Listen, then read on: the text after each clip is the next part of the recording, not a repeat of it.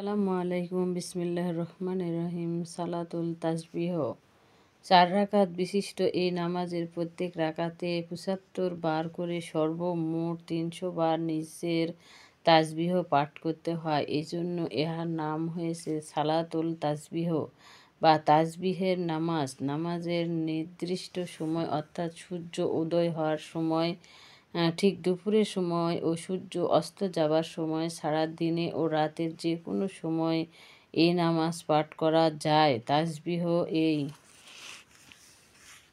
সুবহানাল্লাহি ওয়ালহামদুলিল্লাহি ওয়া লা ইলাহা ইল্লাল্লাহু আল্লাহু আকবার। সুবহানাল্লাহি ওয়ালহামদুলিল্লাহি ওয়া লা ইলাহা ইল্লাল্লাহু আল্লাহু আকবার। এই নামাজের ফজিলত ও বরকত অসীম। একথা হযরত মুহাম্মদ সাল্লাল্লাহু আলাইহি সাল্লাম স্বর্গীয় চাচা হযরত আব্বাসকে বললেন, হে চাচাজান, আমি কি আপনাকে এমন একটি কাজের কথা বলবো না যা পালন করবে করুণাময় আল্লাহ তাআলা আপনার পূর্বের এবং পরের, নতুন পুরাতন এবং ইচ্ছাকৃত অনিচ্ছাকৃত সগীরা কবিরা ও প্রকাশ্য গোপনীয় যাবতীয় গুনাহ মাফ করে দিবেন। তা হলো 4 রাকাত নামাজ এমনভাবে পাঠ করবে যে প্রত্যেক রাকাতে সূরা ফাতিহার পাঠের পর অন্য যে কোনো একটি সূরা পাঠ করে দাঁড়ানো। অবশ্যই উপরোক্ত তাসবিহ 15 বার করে পাঠ করবেন। পরে রুকুতে যাবেন এবং রুকুর তাসবিহ পাঠ করে উক্ত তাসবিহ 10 বার পড়বেন। এভাবে প্রত্যেক রাকাতে উক্ত তাসবিহ ৭৫ বার পাঠ করা হবে।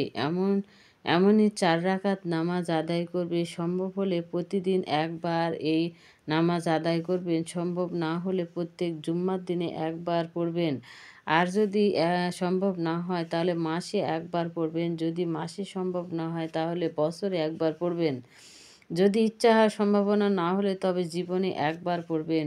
উপরোক্ত তাসবিহ প্রত্যেক রাকাতে সহজভাবে মনে রাখার পন্থা হচ্ছে এই: প্রত্যেক রাকাতে সূরা কেরাতের পর 15 বার, রুকুর হালতে থেকে 10 বার, রুকু হতে দাঁড়িয়ে 10 বার, প্রথম সেজদায় গিয়ে 10 বার, সেজদা হতে উঠবার বসে 10 বার, তারপর দ্বিতীয় সেজদায় গিয়ে 10 বার, দ্বিতীয় সেজদা হতে উঠে বসে 10 বার।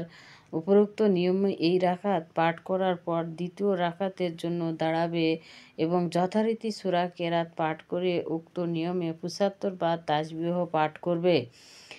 দ্বিতীয় রাকাতের আত্তাহিয়াত পড়ার পর নিয়ম মতো তৃতীয় রাকাতের জন্য দাঁড়াবে এবং উপরোক্ত নিয়ম অনুসারে তৃতীয় ও চতুর্থ রাকাতে আদায় করবে।